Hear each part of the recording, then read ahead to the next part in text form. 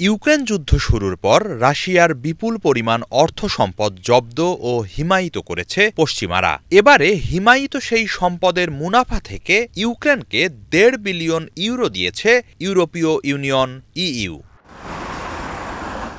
এক দেশের অর্থ অন্য দেশকে দেয়ার ক্ষেত্রে আন্তর্জাতিক আইনে অনেক বাধা বিপত্তি রয়েছে। চলতি বছরের মে মাসে সেসব বাধা পেরিয়ে কিভাবে ইউক্রেনকে রাশিয়ার হিমায়িত সম্পদের অর্থ হস্তান্তর করা যায় সে ব্যাপারে বেশ কিছু পদক্ষেপ নেয় ইইউ। তারই ধারাবাহিকতায় প্রথমবারের মতো শুক্রবার কিয়েভকে ১.৫ বিলিয়ন ইউরো দেয়া হলো।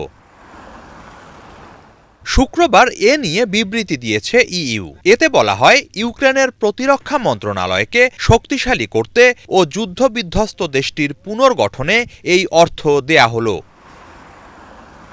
ইইউর ফরেন অ্যাফেয়ার্স বিষয়ক জ্যেষ্ঠ প্রতিনিধি জোসেফ বোরেল জানান, রাশিয়ার হিমায়িত স্থাবর সম্পদের মুনাফা থেকে এ অর্থ এসেছে। ইউক্রেনের জন্য আকাশ প্রতিরক্ষা ব্যবস্থা সহ অগ্রাধিকার ভিত্তিক সামরিক সরঞ্জাম ক্রয়ে এই অর্থ ব্যয় করা হবে।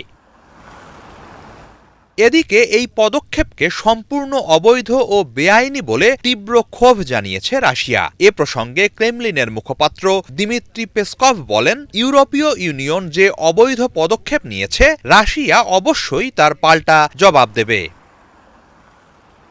ইইউ আন্তর্জাতিক আইন লঙ্ঘন করেছে অভিযোগ জানিয়ে পেসকভ আরও বলেন, যারা এই পদক্ষেপের সঙ্গে সংশ্লিষ্ট তাদের সবার বিরুদ্ধে আইনি পদক্ষেপ নেয়ার বিষয়টিও খতিয়ে দেখা হবে।